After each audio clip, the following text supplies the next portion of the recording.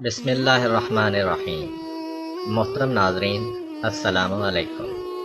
سورہ آل عمران آیت نمبر 180 میں ارشاد رب العزت ہوتا ہے، جو لوگ خدا کی دی ہوئی نعمتوں کو خرچ کرنے میں بخل سے کام لیتے ہیں، انہیں ہرگز یہ نہیں سوچنا چاہیے کہ یہ اچھا کام ہے، بلکہ یہ بہت برا کام ہے۔ عنقریب قیامت کے دن وہی چیزیں ان کی گردنوں میں طوق کی طرح لٹکا دی جائیں گی جن میں وہ بخل کیا کرتے تھے۔ اسی ضمن میں نقل ہوتا ہے کہ پیغمبر اکرم صلی اللہ علیہ وآلہ وسلم خانہ کعبہ کے طواف میں مشغول تھے۔ ایک مرد کو دیکھا جو غلاف کعبہ کو پکڑے دعا کر رہا تھا، خدایا اس گھر کا واسطہ مجھے بخش دے۔ رسول خدا صلی اللہ علیہ وآلہ وسلم نے فرمایا، تیرا گناہ کیا ہے؟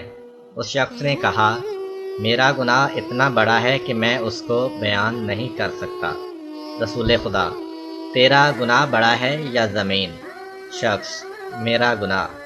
رسول خدا، تیرا گناہ بڑا ہے یا پہاڑ؟ شخص، میرا گناہ۔ رسول خدا، تیرا گناہ بڑا ہے یا آسمان؟ شخص، میرا گناہ۔ رسول خدا، تیرا گناہ بڑا ہے یا خدا؟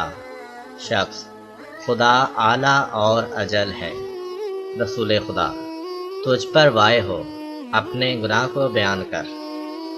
شخص، اے رسول اللہ صلی اللہ علیہ وآلہ وسلم، میں ایک دولت مند شخص ہوں، اور جب بھی میرے پاس کوئی سائل آتا ہے اور مجھ سے کسی چیز کا سوال کرتا ہے تو مجھے ایسا لگتا ہے جیسے آگ کا شعلہ میری طرف آ رہا ہے۔ پیغمبر اکرم صلی اللہ علیہ وآلہ وسلم نے فرمایا، مجھ سے دور ہو جا اور مجھے اپنی آگ میں نہ جلا۔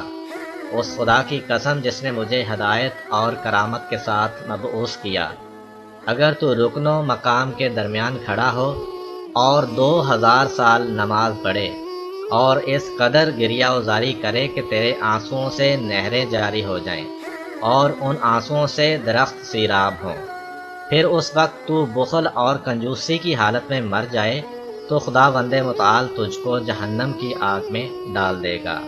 تجھ پر وائے ہو، کیا تو نے قرآن نہیں پڑھا کہ خدا فرماتا ہے، جو بخل کرتے ہیں وہ اپنے ہی حق میں بخل کرتے ہیں۔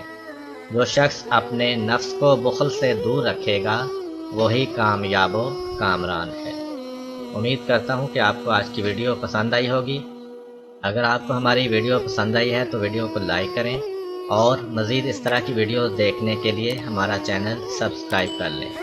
ملتے ہیں ایک نئی ویڈیو کے ساتھ، اجازت دیجیے، اللہ حافظ۔